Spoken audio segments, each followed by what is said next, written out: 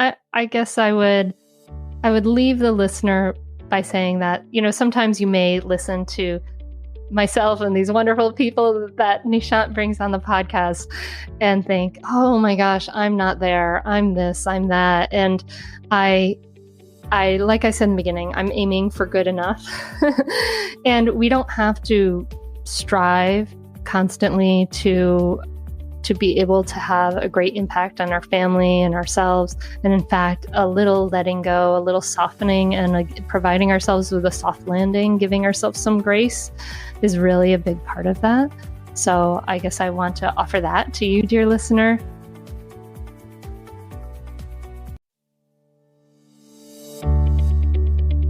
Hey my friends, this is Nishant and welcome to another episode of the Nishant Garg Show. This is a podcast about helping you live a fulfilled life, and my job on this show is to invite the world-class experts to extract the practices, routines and habits to help you live a fulfilled and abundant life. This episode is brought to you by Friday newsletter. Every Friday, I share an exclusive email to the newsletter subscribers which mentions what I am learning, recent podcast updates, things I'm experimenting with, books I'm reading, and much, much more. You can find the newsletter link at my website, https://nishantgarg.me, nishantgarg.me. And today's guest is Hunter Clarke-Fields. Hunter is a mindfulness mentor, host of the Mindful Mama podcast, creator of the Mindful Parenting course, and author of the book, Raising Good Humans. She helps parents bring more calm into their daily lives and cooperation in their families. Hunter has over 20 years of experience in meditation and yoga practices and has taught mindfulness to thousands worldwide. She is the mother of 2 active daughters who challenge her every day to hone her craft. In this episode, Hunter discusses about parenting, her own childhood and upbringing, relationship with her dad, how to show empathy with children, how to raise good humans, and much, much more. She also mentions how she is inspired by the Buddhist monk Thich Nhat Hanh and Dr. Wayne Dyer. Without further ado, please enjoy this wide-ranging conversation with Hunter Clarke-Fields.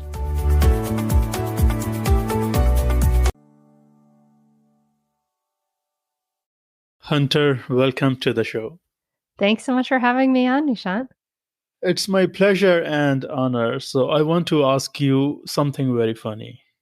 Okay. If I were to ask your daughters, how would they describe what does mama do? How would they respond?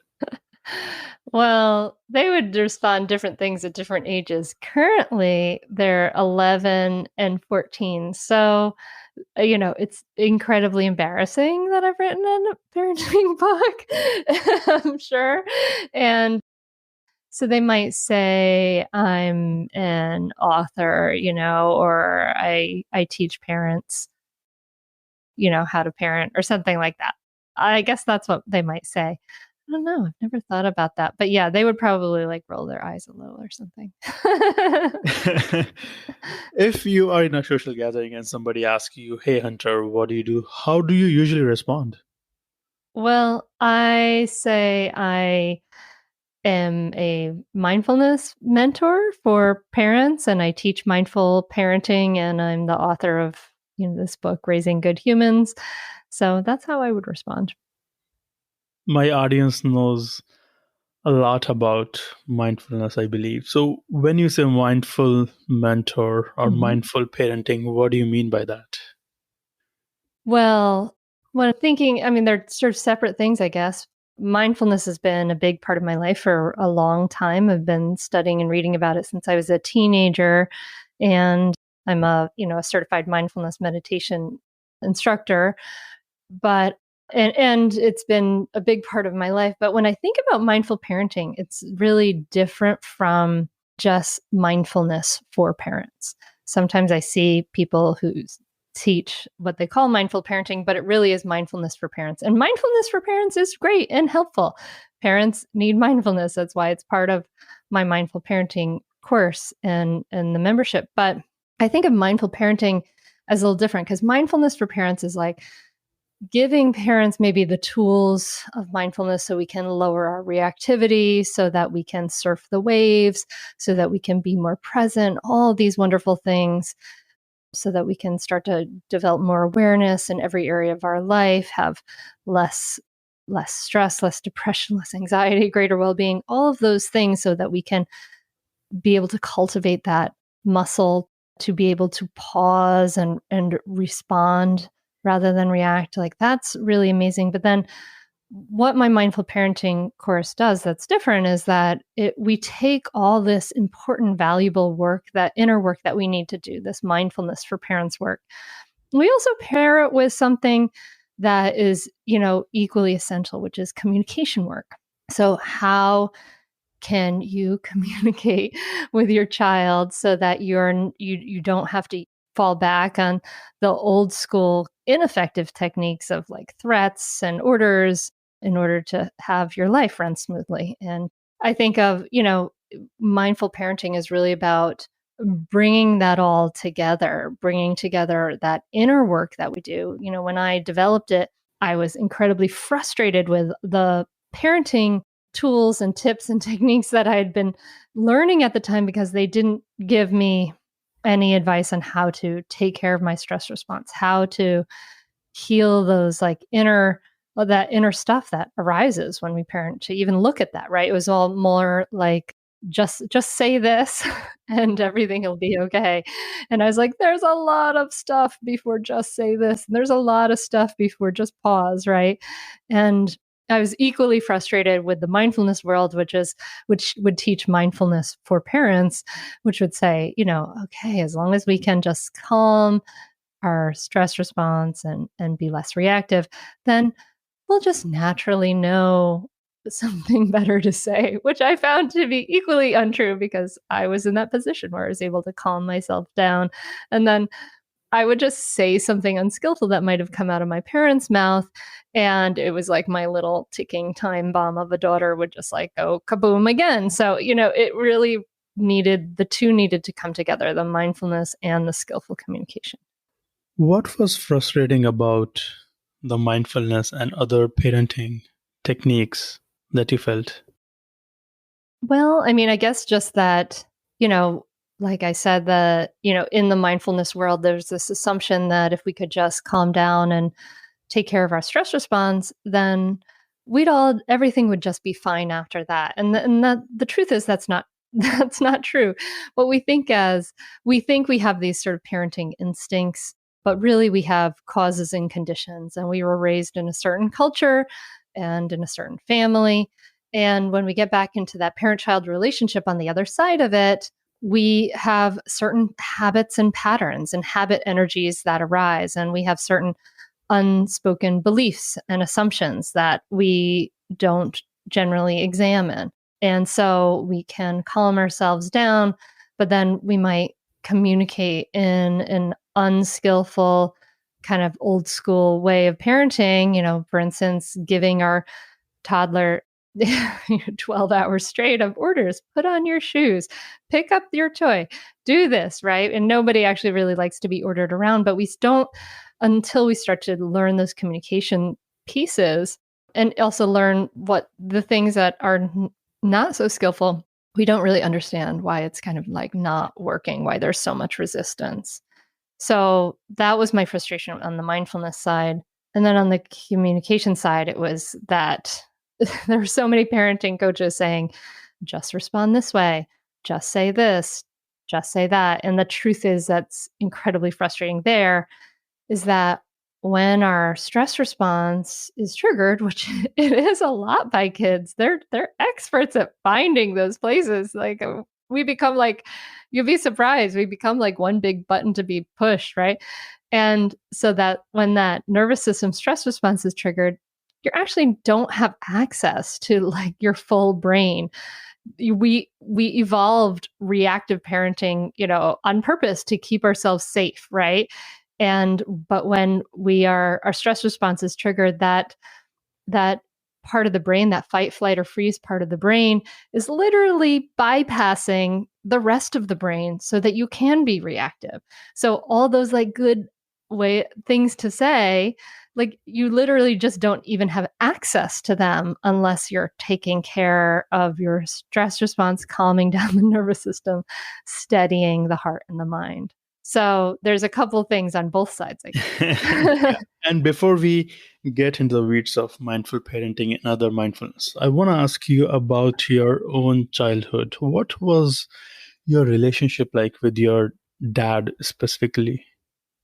Yeah, I'm very grateful now for my relationship with my dad because it was a catalyst for all the work that I did. But my dad is an amazing guy. He's really like I think he wouldn't like to characterize himself this way, but he's highly sensitive artist type, and he developed a lot of defenses and strategies to get through his challenging childhood.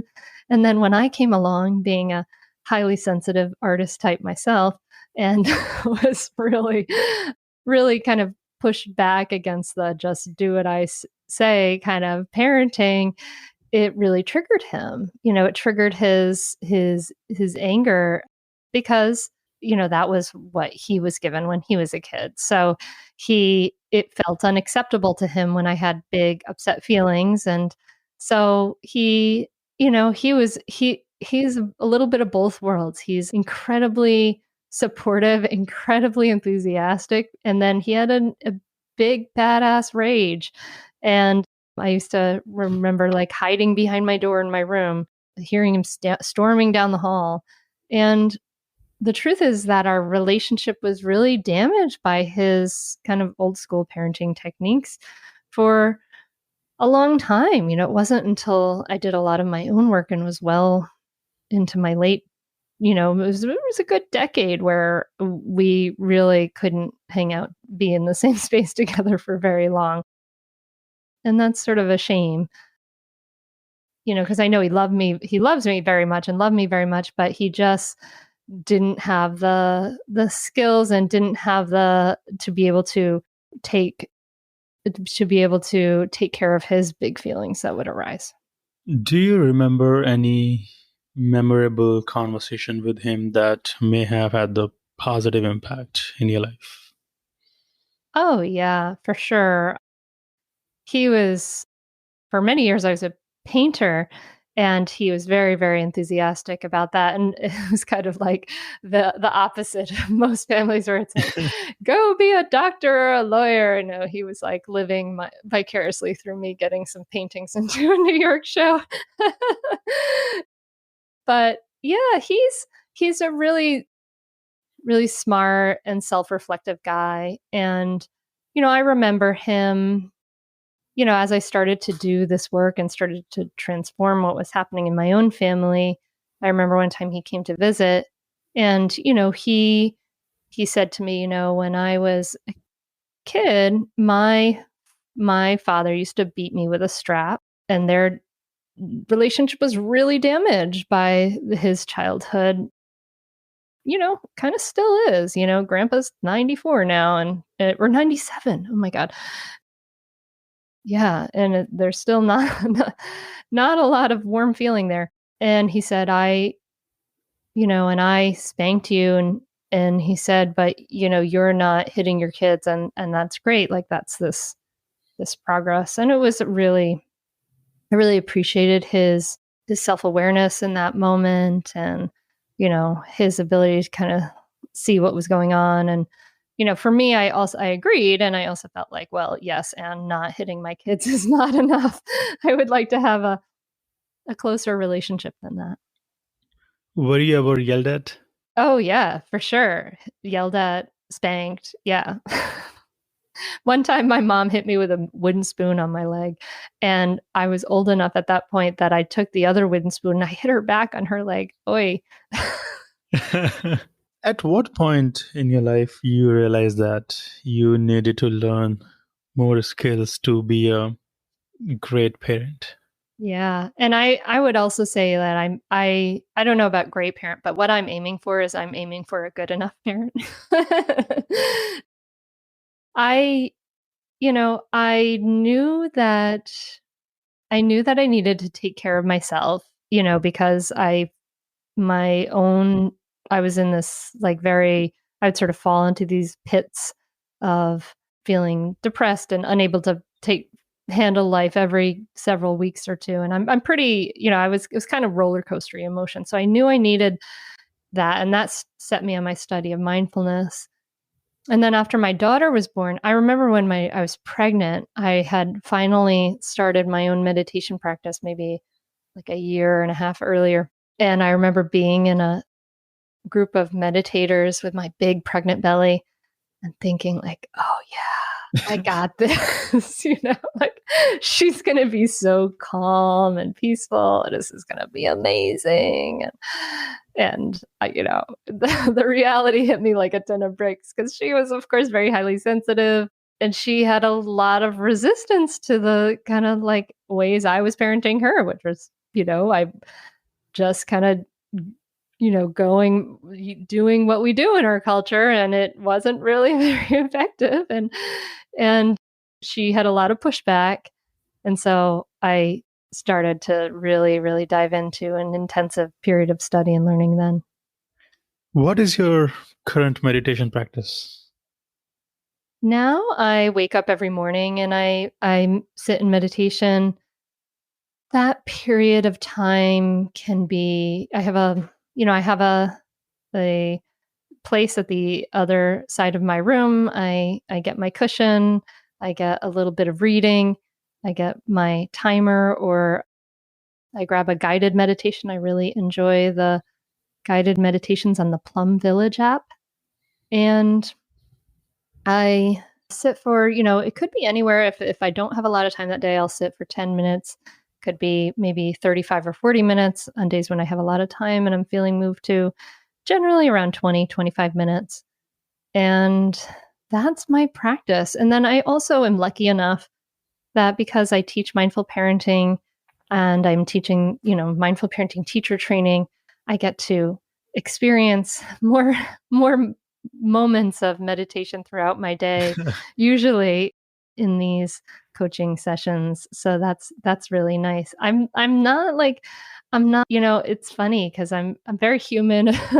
At the end of the day, I talk to people for the Mindful Mama podcast who, practice at the end of the day. And I'm not like that at the end of the day. At kind of like 5:00, I have a glass of wine and I start to think about dinner. And I'm a little bit more of like a Netflix at the end of the day kind of person. What is your favorite wine? Oh, I'm really into rosé right now. Are you watching any specific movie or documentary on Netflix? Since the pandemic, I've been very interested. I have decided that I want to watch things that feel good, and I realize that sometimes I would watch things that don't feel good, and I don't like that. So anyway, what I'm watching now is Schitt's Creek, which I'm enjoying. I am on season 2. It gets even better as they go along.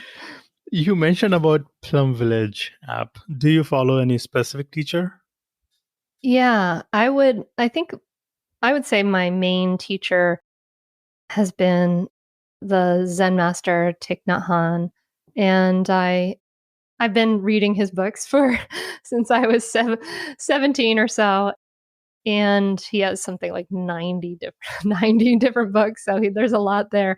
And I've been, his voice is just so, he makes the teachings very accessible, but it's also very profound.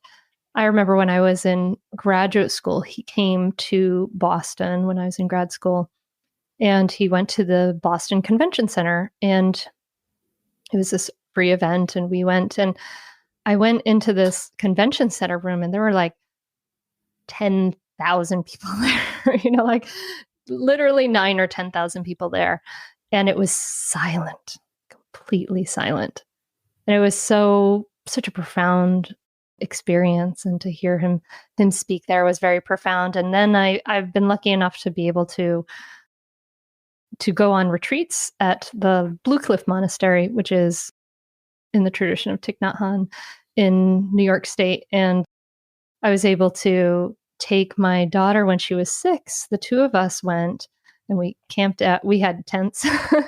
We had a little tent, And we went together for the last time he came to the United States was in 2013.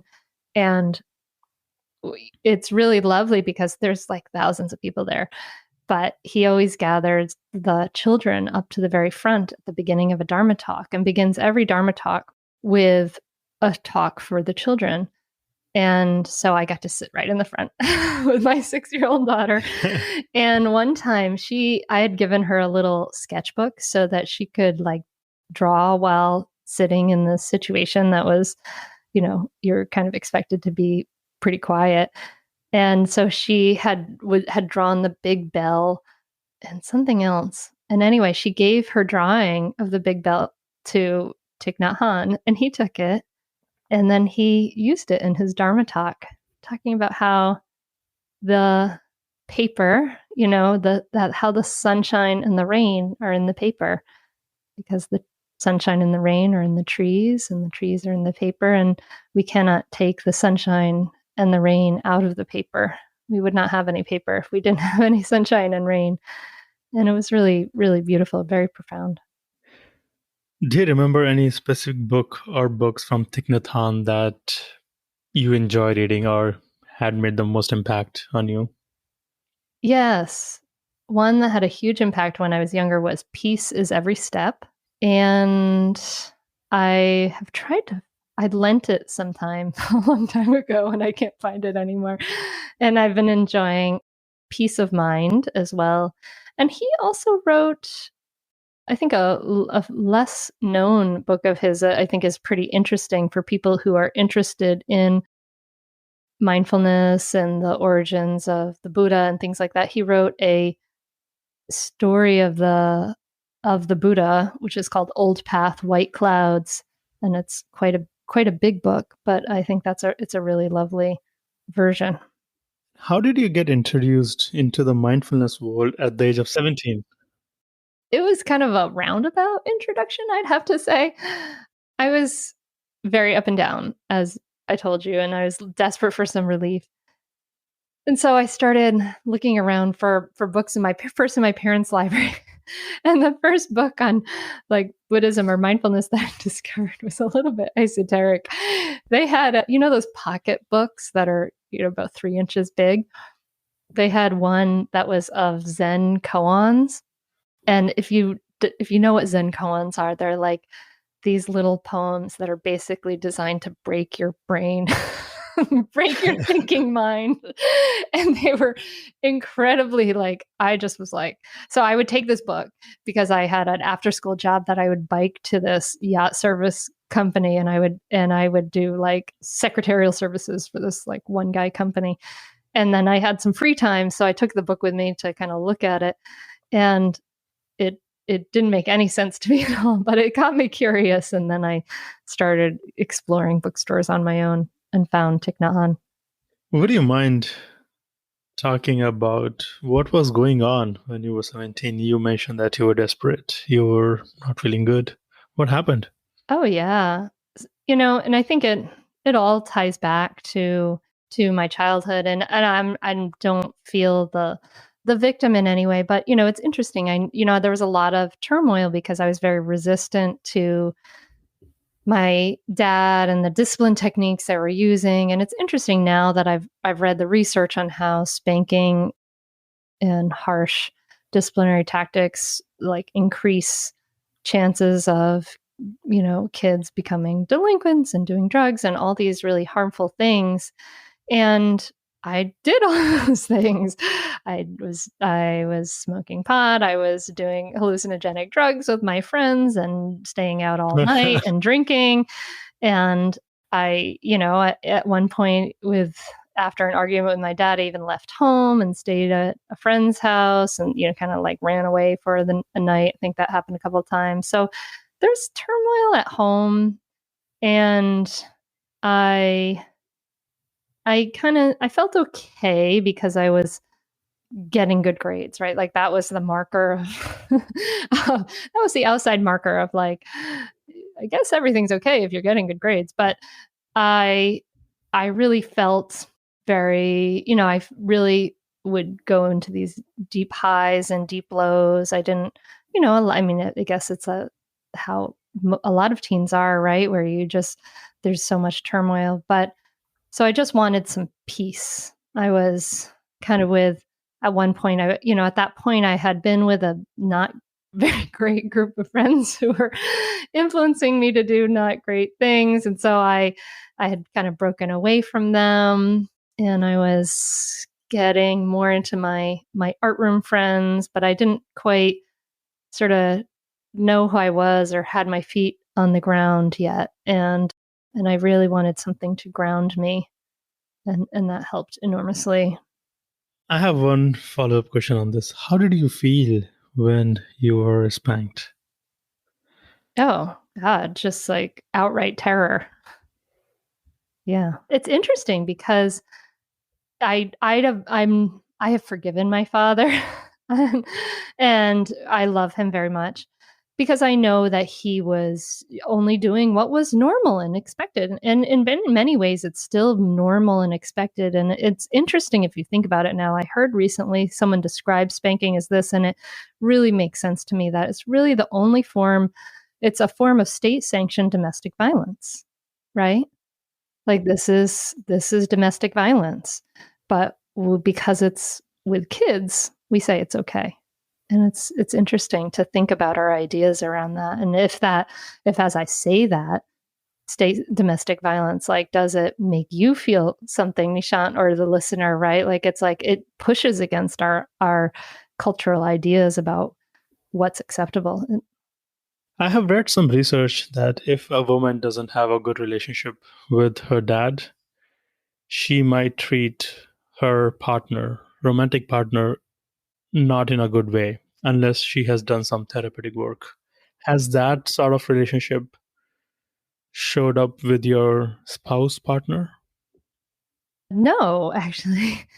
So I've never actually done therapy, but I've done a lot of inner work around my relationship with my dad. I've done a lot of forgiveness and such with him, and understanding, and I've done a lot of artwork about it, I think. Anyway, but I met my husband, Bill, when we were both 20 years old. I met him in college, and we had almost met many times. Apparently, he was DJing at a party. I made his record skip once dancing, and I didn't actually meet him, but we met one time leaving a movie with a group of friends, and it was like this cold, dark October night, and it was miserable and gross out, and we were walking in the same direction, so we just started talking and ended up in this like 45-minute long conversation about he's a computer science and Eastern philosophy double major at the time. So we had this shared interest in Buddhism and Taoism, and we got to talking about that. And I'm very lucky with my husband. He's a real gentle soul, a real thinker, and an incredible supporter in so many ways. A very grounding relationship for me. What do you mean by grounding relationship with him? Well, I think that, I'm not completely certain about what happened in my own childhood, but if you have a child has a secure attachment relationship when they're young with their parents, that's like this secure connection with a parent is one of the great predictors of a child's well-being, of being able to then go on and create secure relationships in your future, right? And I'm not sure how secure my relationship was at that point, at least with my dad and my mom. It's probably a very secure relationship. But with Bill, I think it was like this adult, secure attachment relationship. It was like a way to kind of heal that wound. That is awesome. Yeah. How do you distribute your parenting responsibilities with your partner? And I'm sure a lot of listeners would want to know that when we have children, how do we talk about dividing or distributing child responsibilities? Who should do this? Who should do that? And what kind of a conversation we should have with a partner? Those are incredibly important conversations to have.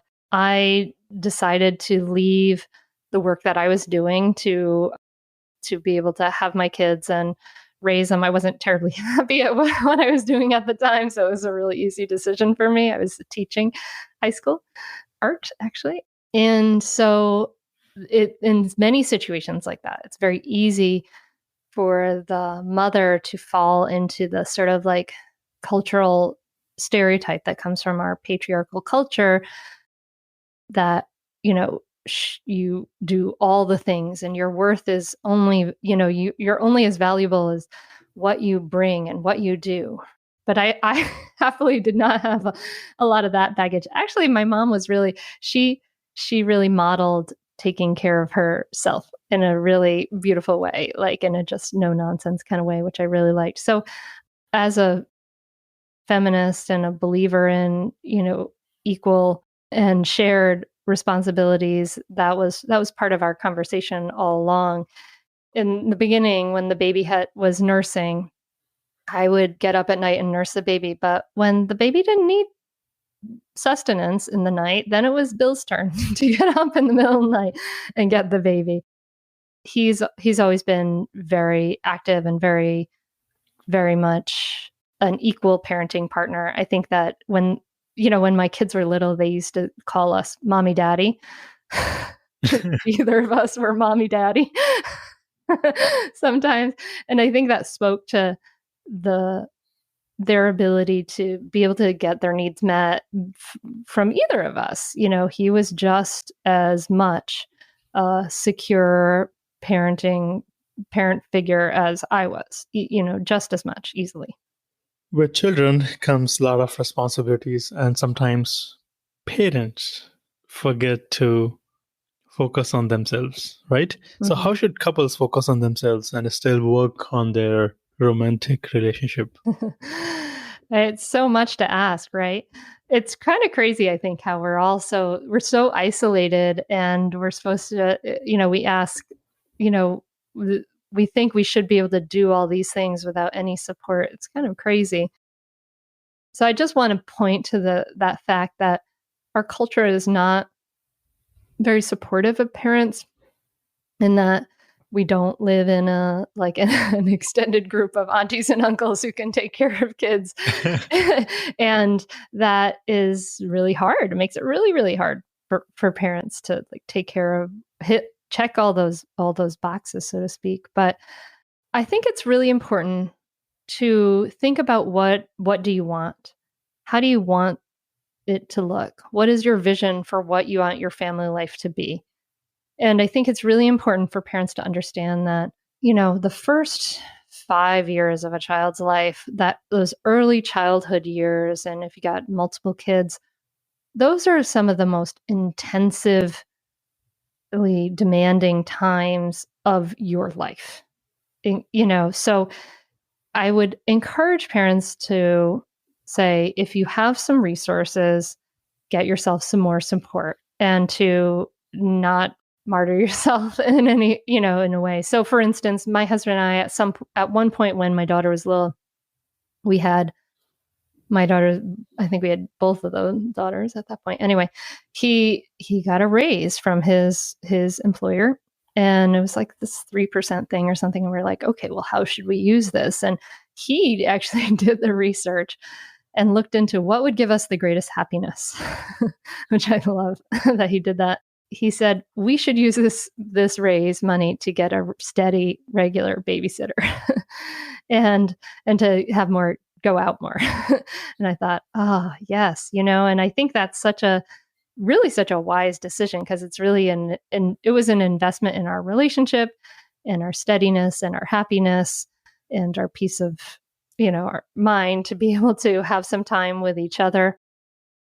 Whereas, we might have maybe paid down our house earlier, or maybe had a little more money in investment. But I think that was a wise use of resources, was to invest in those early years a little bit more support. I love this. I'm always fascinated by any topic related to relationships, life, love, sex, and much more. So how often do you go on dates now? Well, it has really dropped in the pandemic. Yeah, no, that has been not a place that has thrived in during the pandemic. So I don't know, maybe you should ask this question of me in like another year. That's something we need to revive at this point. It wasn't always every week. That seemed to be like too demanding. It was more like maybe twice a month, once a month, depending on what was going on that month. And now, how do you define happiness for you and for your life? I mean, I think happiness it's taking nothing for granted as best you can, being awake and aware enough to see the amazing gift that the crocuses in my yard are right now, and to be able to appreciate that, to make a practice of appreciation. I think that's really there. And then beyond that, like, having joy, making it so that, creating a life that cultivates joy. So in our life, we're conscious of not, we've simplified things, as much as we can.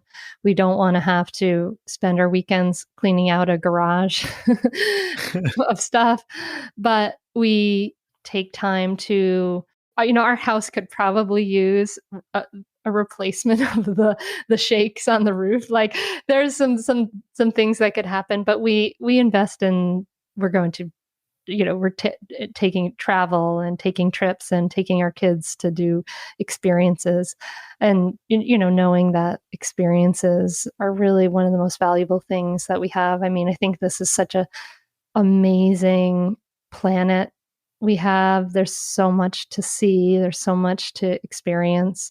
So we don't try to cram it all in, and we take our time. But yeah, we want to take our to travel and to consciously cultivate joyful experiences too. You are an artist. You enjoy painting, and this topic has come up many times. So I'm curious to ask you, could you expand more on your artistic view of life and your painting as a painter? How do you see life, and what kind of painting do you do now? I think painting and drawing is such an incredible skill to cultivate, and anyone can cultivate it because it teaches you how to see clearly. You realize what you think you see, and then you realize what a difference there is between what you think you see and what reality is. It's really interesting to see that, to really see what are the colors, or to really see that there's like an incredible purple in that shadow, or that shape is nothing like you thought it was, and the position is way different than you thought it was. So I really am a fan of observational drawing and painting. I'm not doing a lot of painting right now. I think a lot of my creative energy has gone into raising good humans and the work I do. The most intensive period of painting in my life was around when I had kids and was pregnant. And I was wrestling with the ideas of motherhood and our animalness. And, because motherhood is it's a really bizarre experience to have a human being growing in your body. Like, you have like multiple sets of eyeballs in your body. Like, that's just crazy, you know? And culture paints it as this very, our kind of very, rational, cerebral kind of patriarchal culture paints it as this very like pink and fluffy kind of thing. And it's really like kind of gross and oozy. And it's like, you just realize that you are a mammal, right? You're an animal. And I think that we are very, in some ways, very out of touch with our bodies. And we have a lot of shame around our feelings. Like, if we have feelings of, especially for women, aggression or anger, we have a lot of shame around that. Whereas they are feelings that arise in every human being. So my paintings, the most intensive period painting I had are these bestiary paintings. And they're these series of predators' heads on nude pregnant women's bodies, and they're kind of strange and bizarre, and sometimes they're snarling at somebody or yawning, and it just is like I'm turning my head. You could hear my sound because I'm looking at them. They're in my studio, but just I was wrestling with a bunch of ideas there. I was wrestling with the idea of wanting to even eat meat. I had cravings for meat, but I'd been semi-vegetarian for many years. And I was thinking about how the predators have no guilt and shame about hunting and killing their food, and just the way we're so separated from our animal kind of nature. And I guess I was just kind of connecting them. I don't know, I wanted the paintings to just acknowledge and provide permission for us to feel the various animal things that we feel that are in our animal nature. If somebody wants to cultivate how to be a painter or how to start painting, then could you point to some resources online or anywhere we can go to? Honestly, no. I'm sorry. I couldn't. I know there's going to be a million resources, but I don't know them. It's been something since my dad was an artist, it's been something I've been doing since he used to watch me in his studio, and I would be painting on blocks of wood in his art studio before I get to have a memory. So it's been something I've been doing all my life and has been kind of, part of my schooling. So I don't really have the resources in this 2021 world. Got it. I want to ask you about empathy. Children live in a very different world. Then how does someone practice empathy with them? Or how do you practice good communication, empathy with your own children? Well, I think empathy is the first ingredient for that. Somehow we live in a culture that's kind of real harsh on children. We tend to be kind of anti-child in a lot of ways. We don't understand, and that we aren't empathetic with children, right? Which is empathy is kind of putting yourself in that person's shoes. And to have empathy for children is to understand that there really is no such thing as bad behavior. What kids are doing is they're just trying to go get their needs met, whether that's a need for autonomy or attention or, affection or whatever those needs are. Their behavior, and really all humans' behavior, is about getting our needs met. And so when we can shift to seeing all behavior, literally all the behavior, as some attempt to get needs met, then we can start to be a little bit more curious, a little bit more like a scientist. What's going on for my child right now? What are the needs that are happening here? And we can understand that when kids act badly, they're feeling badly. When anybody acts badly, they're feeling badly. So as if we can start to really realize that, and by the word realize, I mean not just kind of know it intellectually, but make it real in our bodies and our minds, then we can shift the way we approach children. And one of the things we have to realize is that the behaviorist approach to children of like, we're going to inflict reward or punishment to motivate behavior we want or don't want, it really is incredibly ineffective with kids. It doesn't work so well. And because it creates resistance and it creates disconnection between the child and you. And when children are motivated to cooperate with you, when they feel connected, when you have a close connected relationship. And then the other thing that I just want to share here is that our kids are generally kind of crap at doing what we say anyway, and they're great at doing what we do.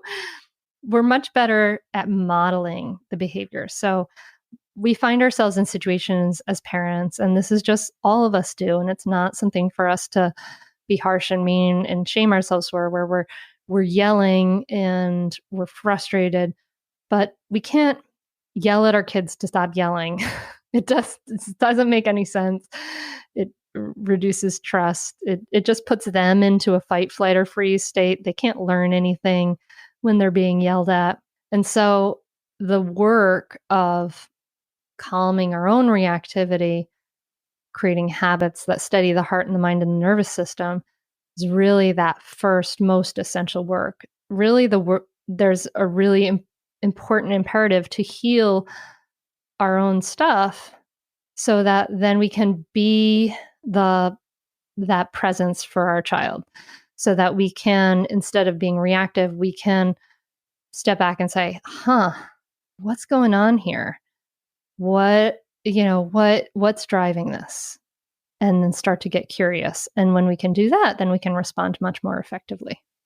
What are the practices to be calmer with ourselves so that we can be calmer and peace with our children and with others? Well, I highly recommend a meditation practice and a mindfulness practice because it just really helps to anchor your day in stopping, because we tend to go and do everything on autopilot. And it really is enormously helpful to take 5 minutes, 3 minutes, 1 minute to just stop and sit and be. And that helps us to build that muscle of non-reactivity. Really, also, it's like amazing what it shows in the brain scans with that.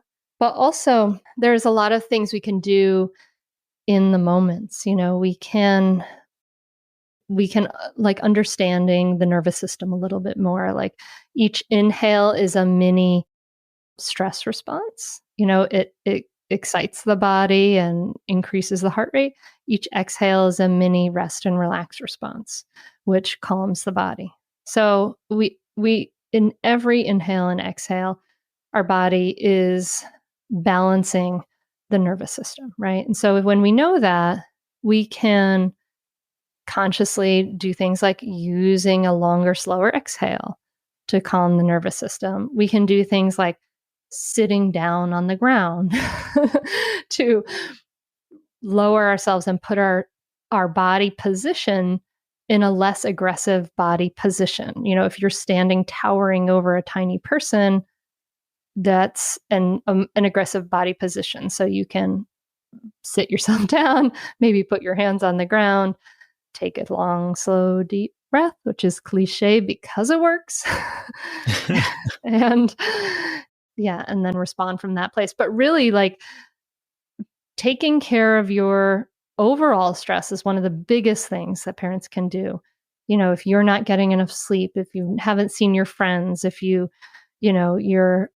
not getting any exercise, taking care of your needs and your overall needs, to getting a break from your lovely, incredibly frustrating child, right?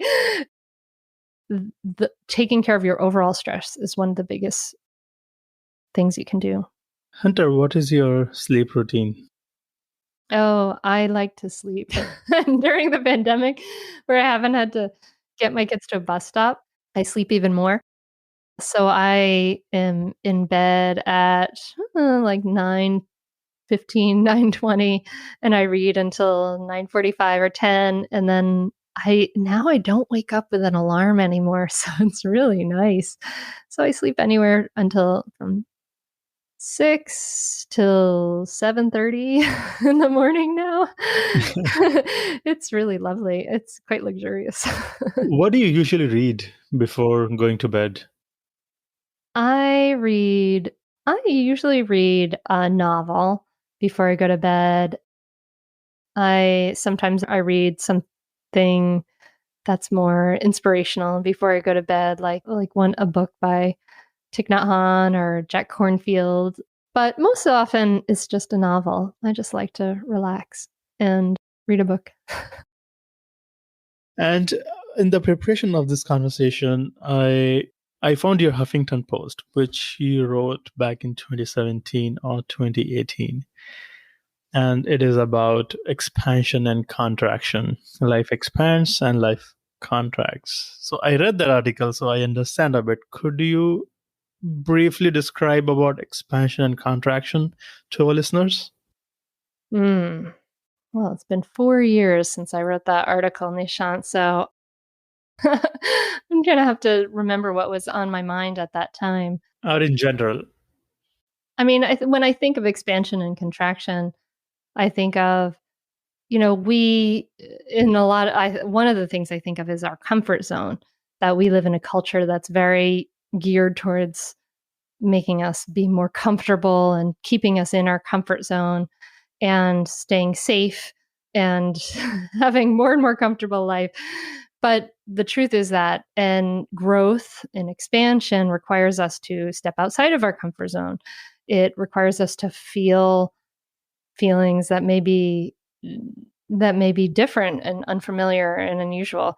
And that can keep a lot of people from doing any work to grow and expand because it's unfamiliar and uncomfortable.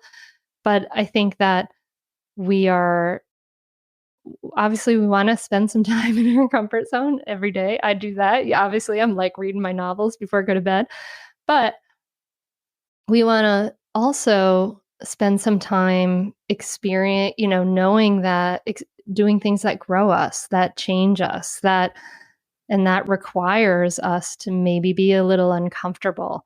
And so we don't want to jump to like way outside our comfort zone, but maybe just keep pushing the edges of that comfort zone a little bit more. And that's what I think of now in 2021 when I think of expansion and contraction. I actually enjoyed reading that article, and I will put that article link in the show notes and in my newsletter. What is your relationship with Wayne Dyer? Oh, well, definitely an inspiring writer. I just lent his book to somebody. I love a lot of his ideas that he shared.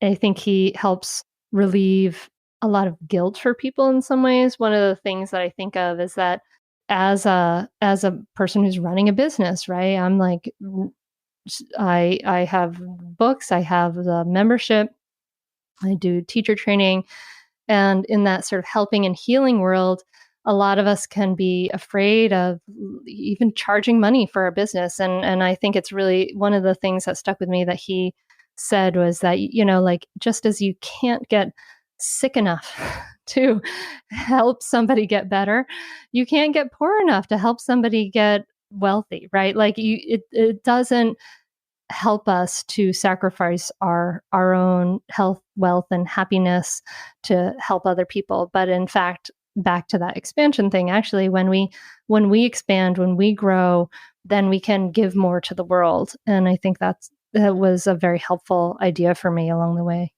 I asked you about Wayne Dyer because his teachings have transformed my life. Oh, Some of his books are The Power of Intention, Change Your Thoughts, Change Your Life. I have so many books, and I listen to his talks almost every day oh, in wow. the morning from last 4 years. Wow, that's great. Yes, The Power of Intention. That was the title of the book that I just lent out. All right. So before we conclude our conversation, Hunter, do you have anything to share for our listeners, and where would you like our listeners to find you? Sure. I guess I would leave the listener by saying that, sometimes you may listen to myself and these wonderful people that Nishant brings on the podcast and think, oh my gosh, I'm not there. I'm this, I'm that. And I like I said in the beginning, I'm aiming for good enough. And we don't have to strive constantly to be able to have a great impact on our family and ourselves. And in fact, a little letting go, a little softening, and providing ourselves with a soft landing, giving ourselves some grace is really a big part of that. So I guess I want to offer that to you, dear listener, that practice that I talk about in Raising Good Humans of self-compassion. And if you want to get Raising Good Humans, you can find it anywhere books are sold, and it is in audiobook format. And you can find me at mindfulmamamentor.com. You can learn about mindful parenting and the teacher training and the podcast. The Mindful Mama podcast is anywhere you listen to podcasts. And if you want to see the behind the scenes of my life, I'm at Mindful Mama Mentor on Instagram. Awesome. I really love how you explain that. We all struggle, and I would say my vulnerable moment. I If I sleep about 8 hours, 7 to 8 hours, I really feel great. And last night I slept around 5 to 6 hours. So I have to do some patchwork today. So life, we always strive for better. We are not perfect all the time. Yes. Yay. So thank you so much, Hunter. It was a very beautiful, lovely conversation with you. Thank you, Nishant. It was really lovely conversation to talk to you. Thank you. I appreciate it.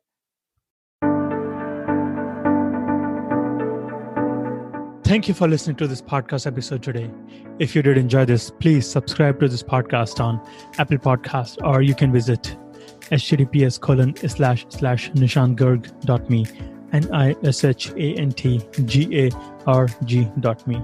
You can also share this episode with your loved ones to help them live a fulfilled life. You are not alone in this journey. We all struggle in life. There is no shame in talking about it. I go through my highs and lows. I get depressed, and these practices help me in living a resilient life. You can also do this. You got this. Don't judge yourself. You are doing the best you can. And thank you so much again.